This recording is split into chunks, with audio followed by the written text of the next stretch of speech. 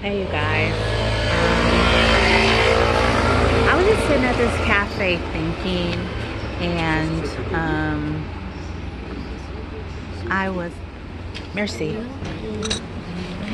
and I was just thinking about how you just look on people's Facebook pages and you see them traveling around, wondering how they do this and how they do that, and they're checking into all these fabulous places, going to these remote locations.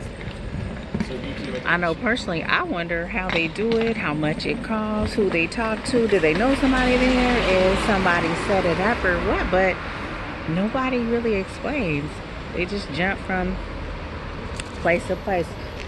Got my coffee, okay, so I just wanted to talk a little bit about what I do, oh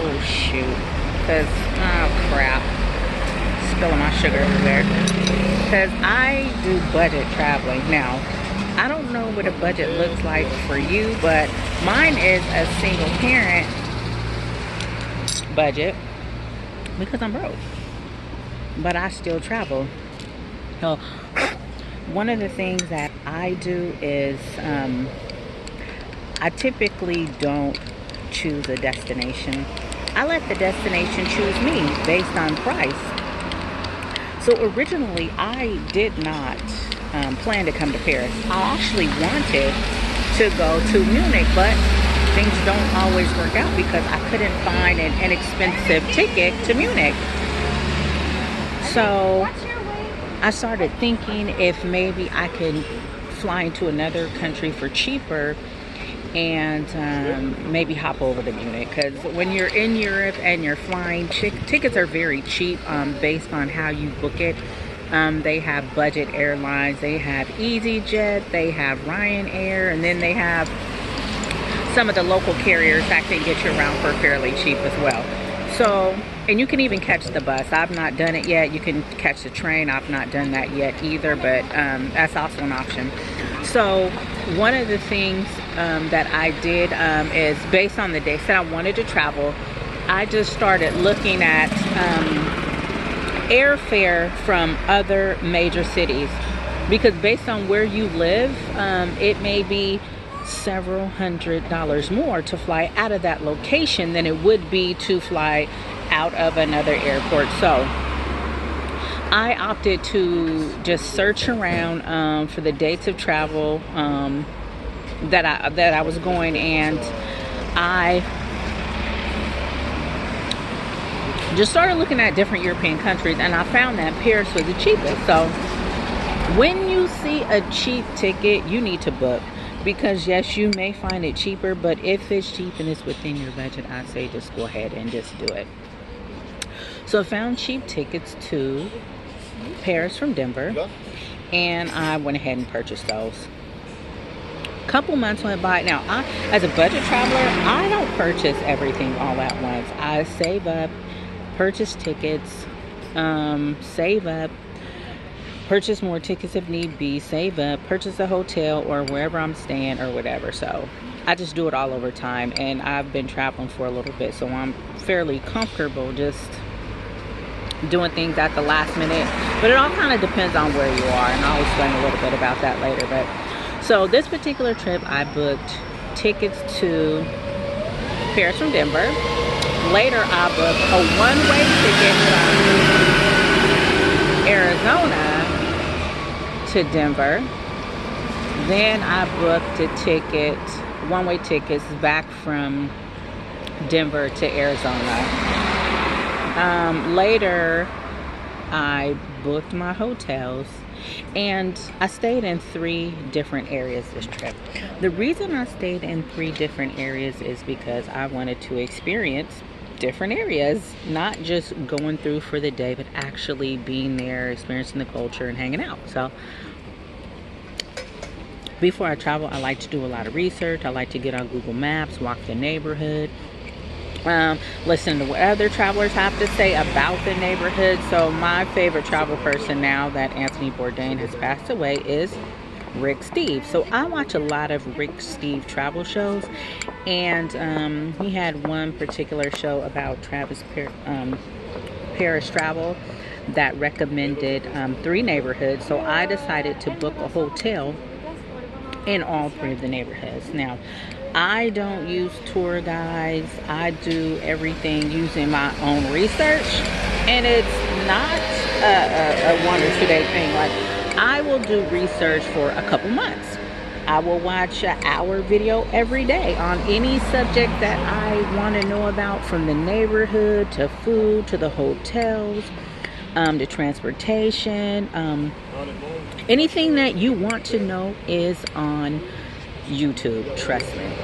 So we arrived in Paris 4 hours late. Now, my original plan was to get to my hotel using the train system, which was about $7 or $12, I can't really remember, 12 euro per person. I ended up not doing that because of timing. So what I did was caught a cab, which I really didn't want to do, for 55 euro. That's maybe a little over $60 US. So kind of lost money there. I opted not to go on expensive tours. Paris is very walkable, so if you have things in your hand that you want to do, you could probably walk there, or I've caught a couple of Ubers too, just because I've been tired from walking. But yeah, or you can just catch the bus, and again, Google Maps is very, very reliable. So I didn't do a lot of high price stuff, didn't do a lot of tour stuff, didn't go to the Louvre inside, didn't go to the Eiffel Tower, didn't go to Arc de Triomphe. So instead I opted to go to the Picasso Museum, which was free for my son, because people under 18 get into some museums for free. You'll save a little bit money there. I think my ticket was like $14 for myself, because I bought a skip the line. And you don't need a skip the line ticket to the museum, because there was no line at the Picasso Museum. The Louvre, however, if you want to go there, I suggest that you buy your ticket way in advance and buy a skip the line, depending on how much time you have. If you have time to wait 2 to 3 hours in line and you want to save money, then maybe you don't have to buy a skip the line ticket. But for me, I'm not waiting for 2 to 3 hours to get in anywhere. Now that I actually saw it, at first I didn't think I would mind, but once I got there and seen the line, I'm like, no, I would never do this. So if you just buy a ticket online, maybe the guided tour, audio tour, you can save some money there, because I don't need anybody to tell me about the Louvre. I can just listen to the audio tour. But anyway, I didn't go. So I did go to the Opera House, known as Garnier, Palais Garnier, I don't know how to say it. But anyway, I did do a guided tour there. Only because I wanted my son to learn the history of it, although he could have just read about it. I wanted him to hear about it from a Parisian. So those tickets were $18 a piece. But you can go there and not purchase a ticket in advance and not have a guided tour. You can just do an audio tour, and it's a lot cheaper, maybe like $10 or $11. So I spent $38 for that. Sacre de Coeur, I don't know how to say that. Sacre Coeur, I don't know. It's the church in Montmartre. That's free. You just walk inside, tour it, and that is great. There was a very short line if you want to go upstairs to the top of the tower, which was nice if you're in shape. I mean, if not, ooh, I don't know. I felt like I was gonna have a panic attack in there, but that's only €6. So let me think, what else did I do? Oh, the Grand Mosque. I love the Grand Mosque. The reason I wanted to go there is because it reminded me of Bahia Palace. And Bahia Palace is in Morocco. I just kind of wanted to go off the beaten path and do things that were kind of more non-touristy. So I went to the Grand Palace, and it was beautiful. And my son enjoyed it too. Notre Dame, I've been there before. My son likes churches, but I wasn't gonna stay in the line for Notre Dame because it's right like a 2-hour line, so we were happy just going by and looking at it. He said he did not want to go to the Eiffel Tower, so I was cool with that. Let me see, what else did we do when we got here? We went to Notre Dame, we went there, we went to Shakespeare and Company. It's some famous bookstore. So took my son in there, bought him a few books. So he loves books. So any library or anything like that, he always wants to go in. Let me see. The next day, went to the Picasso Museum. It was very interesting to see these Picasso originals. It looked like a 5th grader drew a lot of them. So if you are an artist, if you are not an artist, please stay encouraged, because I feel like you can make it if Picasso made it. I don't know. I know art is not supposed to be beautiful. It's supposed to make you feel something. And it did make me feel something. It made me feel like I could be an artist too. So what did we do that day? Oh, the second day we just walked around and went to the Picasso Museum, but it was cool. We had coffee up on the roof, and yeah, that was cool. Wednesday we went to Versailles. Now, Versailles, I don't know. Versailles was cool, but originally I did book a tour to Versailles, and I'm so glad I canceled it, because it was this really expensive biking tour around the garden at Versailles, and my legs wouldn't have held up for that, because right now my legs hurt so bad. I got out the bed last night, I almost fell because I could not stand up from doing all this walking. So, ooh, let me sip my coffee. It's getting cold.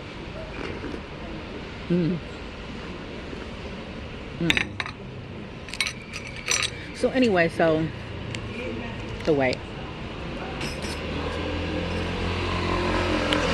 So the Garden of Versailles had this tour, decided to cancel. It was too expensive anyway. Riding around the garden all day? No. I don't know. Maybe an hour, interesting. After 4 hours, not so much. So I canceled that. So I opted instead to have breakfast at the chateau, which was, it was good. I like my eggs sunny side up. We walked to the restaurant, had breakfast, and then after that we had skip the line interest tickets. So went through the thing, the museum or whatever, and my son, he really enjoyed that. I don't know, all this is really for my son, because I've already been to Paris, but it's nice to get a different take around this time. But so we did that and hung out in the garden a little bit, and then we left. Oh, you know what? So we caught the train there. To catch the train there was only 14 euros per person. No. It was 14 euros for both of us. Super easy. Super easy. If you want to go to Versailles, if you ever come to Paris, catch the train and just buy skip the line tickets. Save a lot of money. So let's see. The other thing that we did was, you know what? I leave my son behind a lot because he likes to sleep, and he likes to stay behind and just kick it in the hotel room. So I left him. So I like to go out and just people watch, hang out at the cafes, just walk around to some of the sites that I wanted to see that I looked up. And of course, all that is free. I mean, a coffee, what, $6, $5 now.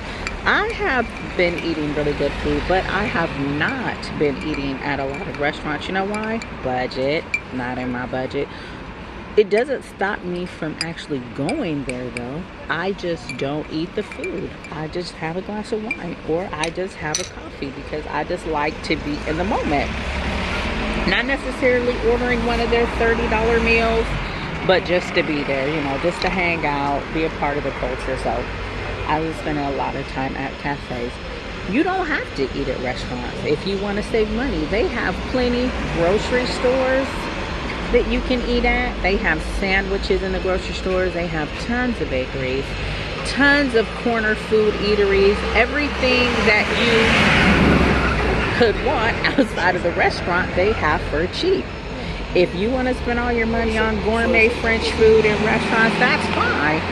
I think I've spent a good amount of money on a restaurant one time, and that will probably be my only time So yeah, you can save money by not eating in the restaurants. The other thing is, I noticed it depends on what area you're in. So I bought a meal in the Marais district for $12. I had the same exact meal in Montmartre for $6. So it depends on where you stay, maybe how much things cost, because over in Marais, coffee is also like $8, depending on what you get. Like, I've been drinking cappuccinos, but they were like $8 over there. I just ordered 2 at Montmartre. I think they're cheap. I know they're not $8. They might be about 4 or 5, but 8, ridiculous.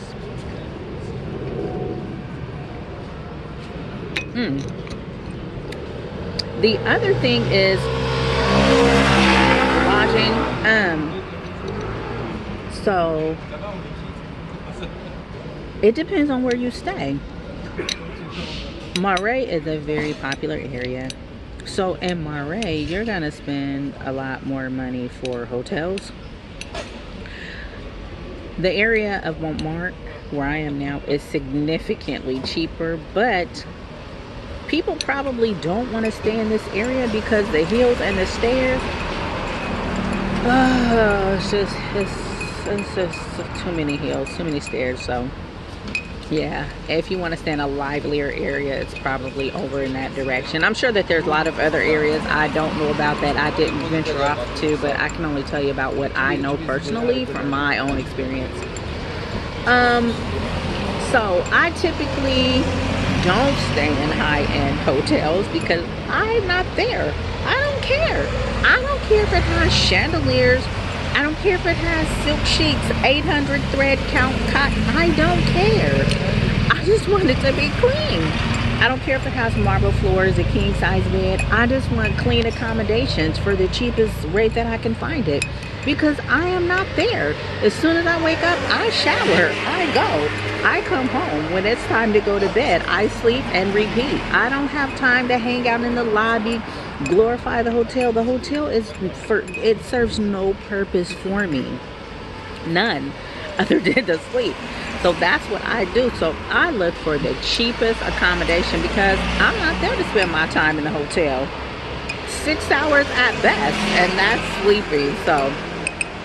So this time around I did do the hotel just because Rick Steve convinced me to, but I thought about staying in a hostel, and hostel life is not for everybody. If you're not about community living, if you're judgmental, if you don't like people, if you are a germaphobe, if you like your own personal space, the hostel is not for you, because you won't have personal space. You will be with 10 other people using the bathroom. You will be sharing a shower. You will blah, blah, blah. But I'm not going to go into that because hostel is just a whole different ball game. I mean, you can rent a private room. You can rent a bed. You can do a lot of stuff in hostels, and you will save money. But anyway, I didn't do it this time just because I wanted to stay in specific areas, in specific hotels, so I opted not to do it. I thought about getting an Airbnb, but again, I don't know. I just wanted to be amongst other travelers at the hotel and kind of mingle with other people, so I decided not to do an Airbnb. But I probably would the next time I come here. Let me see. Have I left anything out? I don't know. Just a quick overview. I book everything myself. Just doing my own research. I use travel sites like, I book on Expedia a lot because I feel like Expedia is reasonable. They have a lot of good deals. I usually check places like the Flight Deal or Skyscanner, and I look at the fare, and then I go to the actual airline and look, and then I cross-reference that with other websites to see who has the cheapest airfare. Oh, you know what? Another thing is travel time, the timing, the season. Summer travel, for me, don't do it. Never done it. Too expensive. I typically try to travel in September, October, January, because I found those to be the cheapest months. Now, when you travel in these months, if you want to go somewhere, you have to go somewhere that's going to have good weather. I lucked up. This week in Paris, it's been between 70 and 77, which is a bit too hot for me. I'm like a 60s girl. Right now it's 61 and everyone has on a coat. I wish I had on a tank top. I like cool weather. So I lucked up this week in Paris. But anyway, you have to go somewhere that has good weather. Not unless you don't mind it being cold or rainy or whatever. I went to Spain in January. Perfect weather, sun, beautiful. I've traveled to Europe in March. Again, I don't know if it's just like grace and favor, but I've never been caught in bad weather anywhere that I've went. It seems like the bad weather comes right before I get there, or it comes after I leave. So I've been lucky so far. I've traveled to, I went to Scotland in December, and it doesn't snow a lot in Scotland. It was cool, but it was nice. It wasn't horrible. So again, travel timing is everything, and it's cheaper to travel in the off season. Let's see, anything else I can think of? Oh, okay.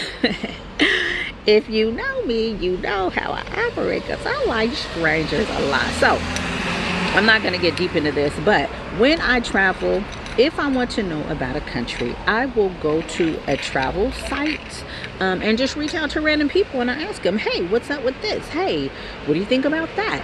Oh, is there anything I could do? Where should I stay? I get trips. Wow. I get travel tips from locals, because they are your best resource, because they know everything. So I reach out to random people and ask them questions when I travel, and people are so helpful and so kind, and I really love and appreciate people, because people, what I've learned is most people are not out to get you.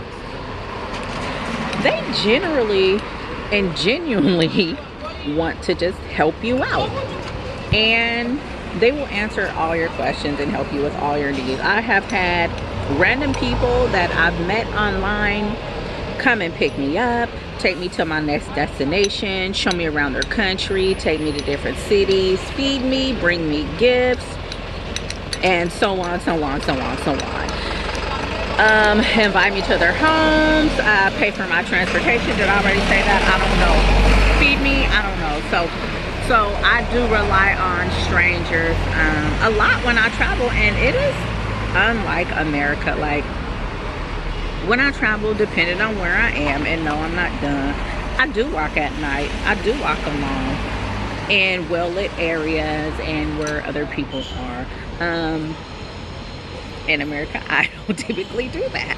I stay inside, or I don't walk around, or it's just different. I just feel like people in other countries, I mean, yeah, you might get robbed, you might get assaulted, but I mean, you probably most likely won't get killed. So it's a little different. Anyway, so that's all I can think of. I'm sure that I'm missing something. I don't know what it is, but if you ever have any questions on budget traveling, or what I feel is budget traveling, if you want to travel and you don't know how to do it, you don't know where to start, you don't know how to save, you don't know how to pick a destination, I'll just say this: it doesn't have to be luxury, it doesn't have to be fancy at all, it doesn't have to be this lavish, over the top. It can be simple, and you just make it great. I mean, this trip for me, no, it hasn't been any luxury whatsoever. I've just been sitting around, people watching, and just kind of like doing our thing and having an awesome time. It feels good to go somewhere and just be a traveler and not be a tourist. you know, running around to all the sites, following a tour guide. You know, I like waking up and not having a schedule. I like to go as I please at my own leisure. I don't like people telling me where to go, when to go, how to go. No. So I get to control my own travel environment, which I love.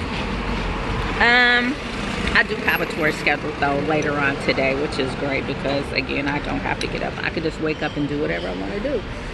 So right now I'm just sitting across from my hotel drinking my second cappuccino, and I'm getting ready to go to this beautiful bakery and get pastries and take it to my son. He should be getting dressed right now, but anyway, all right, that's all I have to say. I hope that just some good information for you. You can travel right within your own community. You can eat at the, you know, the cultural restaurants. You can go to cultural stores. You can go to grocery stores. You can go to the churches. You can just talk to people in your local community and get tips with them. If you have friends who are from other countries, they will take you. Do you guys know how many invites I've had to Africa? A lot. Now, I haven't been yet. Well, I did go a couple times. Yeah. But I've been invited to, let's see, recently, Kenya, Ghana, Togo, was it anywhere else? Oh, Mali. Yeah, so maybe my next trip, I don't know, because I usually don't plan like that, but maybe my next trip might be to Africa with one of my friends. I make it a point to know people that are different from me, because they can take you to levels that people like you can't ever take you to, because all they know is their own bubble. So that is why I talk to strangers, because everybody you encounter knows something that you don't know. So, okay, I'm really done talking now. I need to finish drinking my coffee before it gets cold, and I will talk to you all later. Bye.